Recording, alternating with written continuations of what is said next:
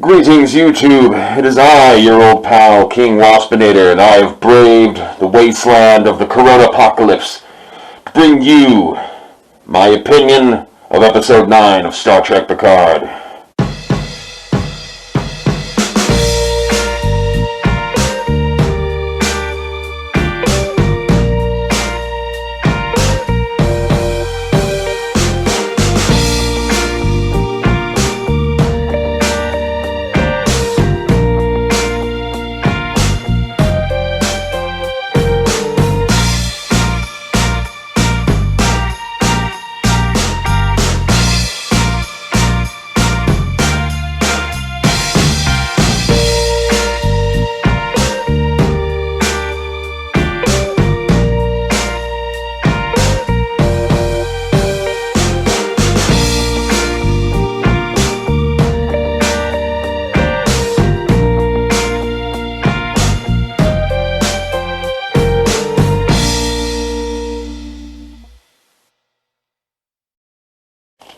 Oh, fuck.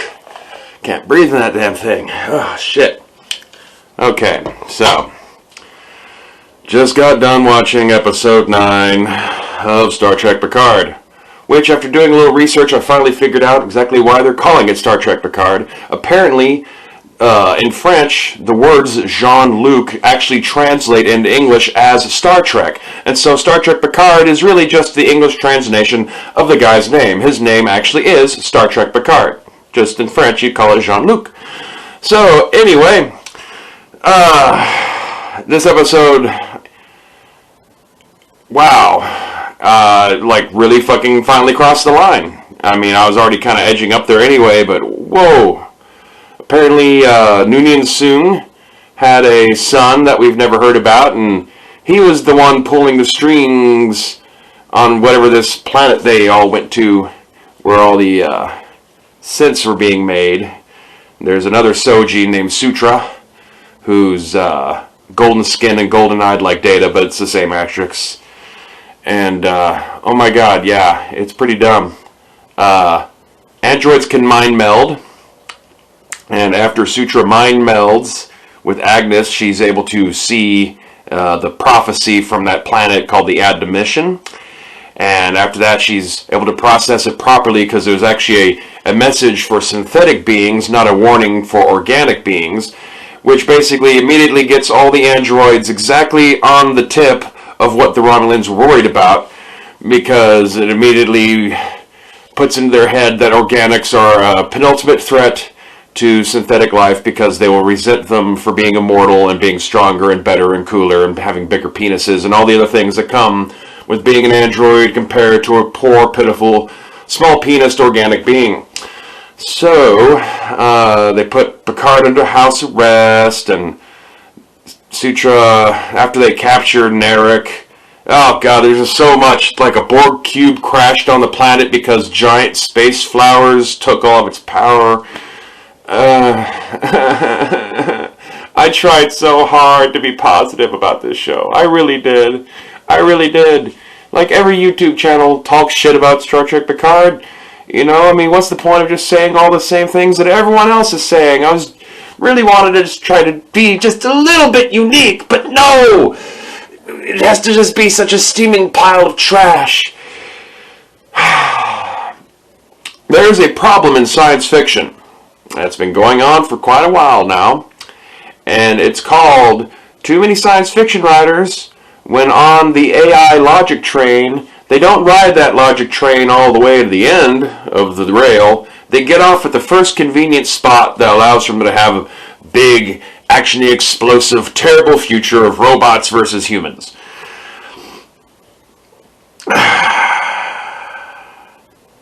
Synthetic life cannot exist at all without organic life as a catalyst. Destroying all organic life is to guarantee that there will never be any more synthetic life except for that which the currently existing synthetic life that destroys the organic life is able to create on their own. And they're not going to think of everything. They're going to be limited to within their own little programming bubble. And so there'll be a point of stagnation that such a artificial society would never be able to get beyond. that wouldn't occur if you didn't have new, fresh, organic beings contributing new, fanciful ideas and concepts and programming and technologies to further enhance, I guess, the synthetic intergalactic. Oh God, they actually hinted that there's some sort of intergalactic AI federation. Are we gonna? Are the Q going to turn out to be like synthetic life that have been like, kind of like in 2001: A Space Odyssey, how the beings that built the monoliths had at some point like learned how to just transfer their consciousness and intelligence just into raw space? And is that what the Q actually are this whole time? And that's why Q's going to show up at the... Picard apparently has a terminal brain abnormality. They didn't even bother to make something up to call it. It's just terminal brain abnormality. And I'm kind of flabbergasted. Maybe I should stop a moment and gather my thoughts up here. Just 1 minute. Just one moment.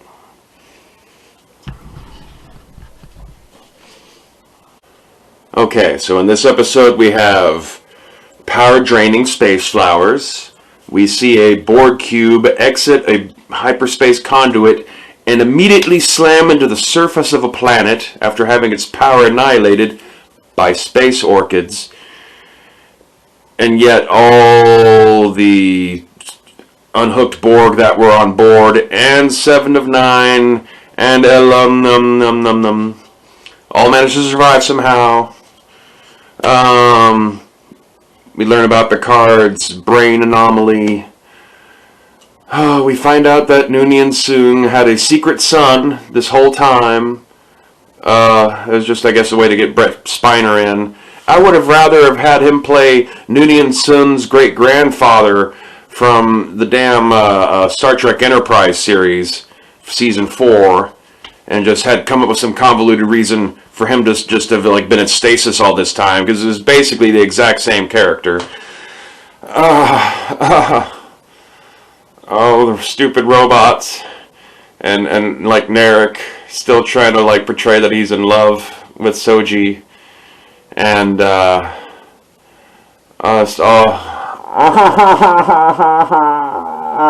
can't do it. Oh, this fucking sucks. What has fucking happened? Oh, you know, it really is the apocalypse. Coronavirus notwithstanding. They've ruined Star Trek. They really have. So, screw all this shit. Just screw it. I don't want to talk about Star Trek Picard. Watch Red Letter Media. Watch Robert Meyer Burnett. Watch Your Critical Drinker. They'll tell you plot point by plot point what was wrong with this episode. It was just so incredibly wrong. Oh, I'm going to have to make myself watch that last episode next week. Okay, guys, gals, all you waspinators out there, I bought this Star Trek Picard hat. I don't intend to wear it again. Fuck this show. If we can get my channel up to 200 likes off this video by next week, when I have to do my Star Trek Picard episode 10 review, I'm going to barbecue this hat as just like a little video montage for the end of that video. So if you'd like to see this valuable piece of CBS All Access Star Trek Picard merchandise go up in flames, just like all of our hopes and dreams as Star Trek fans have just, yeah. Make sure to spread the word about King Waspinator, share this video, hit like and subscribe, all that blah blah blah blah. I'm going to try to finish off with something a little different here. Got my wish list for things we'd like to see in the Star Trek Pike series that they're making.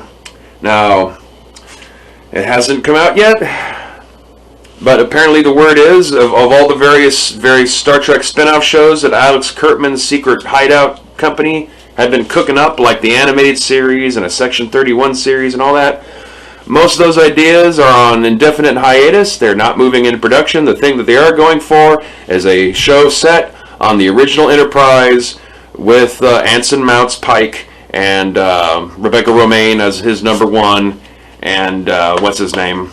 Gregory Peck's grandson playing Spock again. And the only reason they're doing this is because of Anson Mount having gotten such positive fan response, and a lot of people commenting in their reviews for Discovery Season 2 about how they'd much rather just have had a show about Pike's era of the Enterprise. And so, under the auspices that this is going forward, here's a few things that I think they need to have as guidelines, and maybe just some tips and suggestions of stuff I'd like to see, and I'm sure other of y'all would like to see. And if you have anything that you think that you would really like to see them do in Star Trek Pike, whatever it ends up being called, talk about it in the comments below. Maybe I'll do a follow-up video to this or something where we can talk about more of our Star Trek Pike wishes. So number one, I would like to see bottled episodic storytelling. Nothing serialized like we've had with these recent shows. If the Pike series has any sort of overarching plot lines, keep that to the B and C plots of each individual episode. But I think everyone after Discovery and Picard would like a return to the old format where every episode has its own internal theme that is resolved by the end of that episode. Number two, be nice if Star Trek would return to stories about exploration. Meeting new species, finding new planets. The Federation works best if it's kept vague and in the background. We do not need to see Earth all the goddamn time.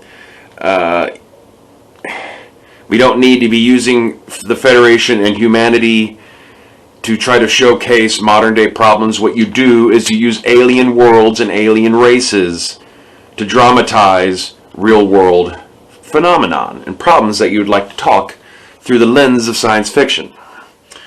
Number three, treat it, I guess this is wishy-washy, but treat it like the Star Trek that never was. When Star Trek, the very first pilot was The Menagerie, and Star Trek was supposed to be a more intellectual show starring Christopher Pike, and it was the studios that were like, I don't know, there's a lot of too much thinky going on here. Maybe we'll get some guy who's got maybe a bit stronger cut to his jib and throw some punches and battle a telepath to death with a giant rocket gun and threaten to smash him over the head with a tombstone, stuff like that. So, they remade the pilot famously and all that. But this is our chance to see the Star Trek that hadn't been. The Star Trek with a captain that's not trying to punch his way past the end of every episode. And yes, that's not like that's a gross stereotype of Kirk, in the same way of saying that Kirk was a big womanizer and unprofessional and renegade. None of those things are necessarily true, but let's face it, an awful lot of episodes of the original series boiled down to Kirk having to fist fight a Klingon or an alien or whatever, and his shirt getting ripped. So, let's remember, his way of beating Khan originally in Space Heat was just beat him the fuck down with a wrench. Possibly it might be helpful, if not just, rewatching old Star Treks, but if the writer room for this show would also make a point to delve deep into all of Roddenberry's notes. They're there somewhere, the original Star Trek Bibles, all that kind of stuff. And, maybe sit and marathon a lot of Twilight Zones from back in the day, the Rod Serling era Twilight Zones. Just get back to the roots of just classic sci-fi scenarios. Number four. We know that we're watching Star Trek when we watch Star Trek. You can dial the energy level down a whole lot. You need to pace the stories out better. And don't be so damn cutesy with the dialogue all the time. Even Deep Space Nine started to kind of suffer this in the later season, but the continuous cutesy, funny banter has its place, but not all the time. These aren't fucking teenagers in space. Every damn show ever since Joss Whedon has just constantly just trying to capture that Buffy banter, and I'm sick of it. And number five, a specific plot, premise, idea, or something for an episode. I remember when Star Trek Picard originally premiered, And there had been a lot of like posturing about, this is going to be like this big analogy for Brexit and a big analogy for Trump. And then 9 episodes in, not really much in the way of a good analogy for Brexit or a good analogy for Trump as far as I'm concerned. But there is something they could do in the Pike series that would be a fantastic send-up of the Donald Trump presidency. And they can't do it on Discovery anymore since season 3 of Discovery is going to be set 1,000 years in the future. And that is, they still have Rainn Wilson. He did do a serviceable Harry Mudd, certainly his own take on the character compared to the original actor from the original series. But I think it'd be funny if they maybe did do like a little seasonal overplot going on in the background that eventually the characters have to like resolve somehow. But what if Harry Mudd managed to get himself elected president of the Federation briefly? Oh, that could be delicious, let us say. So anyway, enough Star Trek for this week, unless I come up with something else over the next few days. Lucky me, I still get to work in the middle of Corona apocalypse, so I'm not going to have a ton of extra time to make extra videos, just the ones I do normally, while also working full time. So like I said, get us up to 200 subscribers by the end of this week, and I'll burn this Picard hat. I'm pretty sure I'm not going to burn the Picard hat, but come on, like, wouldn't you like to see me destroy some CBS merchandise? Wouldn't that be nice and symbolic? Come on, help me out here. Help me destroy this Picard hat next week. Get me up to 200 subs. So anyway, peace, chicken grease, all that good shit. I'm so sorry. I'm so sorry for like the last 8 episodes of me trying to review this show and just trying so hard to try to put a good spin on it, and it's exhausting. And this episode, way too far. Machines are made to serve us. You know how like human beings, like we've always had this like long, longing quest to know what our purpose in existence is and to have a meaning to life? Well, if we make artificial intelligence, like true artificial intelligence and not things that simulate AI or can fake talk to us, but something that's actually truly conscious and sentient, it will have a relationship with its creator that we've only ever dreamed of having.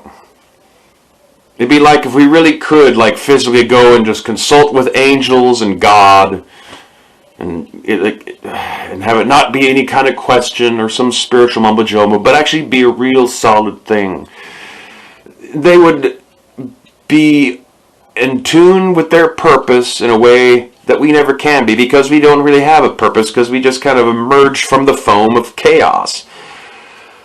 So, I just have a hard time just thinking that they would destroy us. Like, all the various logic chains that they've used and so much science fiction to justify robots destroying organic life. Organic life is too random. It's like, yeah, well, like synthetic life is also randomly generated if it's generated by organic life. Synthetic life does not spontaneously arise, except on Cybertron, supposedly. That's another video entirely.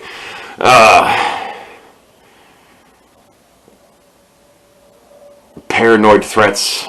You know, I guess that would be a risk if we do have AI and then that AI were to discover the wealth of science fiction we've written about how paranoid we are about what AI is going to do to us. I don't know. There's got to be other goddamn things. I think I'd rather have a Star Trek series that was focused on untangling Black Lives Matter more than all these Star Treks that just basically just keep bashing artificial intelligence and robotics. Like, that's never been a thing in Star Trek. And like, but now two series in a row of season 2 of Discovery, season 1 of Star Trek Picard, is just all this anti-robot propaganda. I will say, kind of going back to the core message of a Man, the Guinan's whole point, like, as a society, outside of Star Trek, like, real-world shit here, why do we need robots? Like, is it just some, like, we just can't bring ourselves to admit that, like, apparently we just have to have slaves, but we can't enslave each other, so we're just going to make artificial slaves. It's cool to enslave and do our bidding, and Like, I don't get it. Like, what is the need that's being fulfilled by this?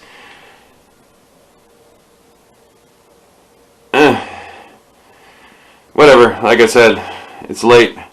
That show just really just got me like twisted, insane. No.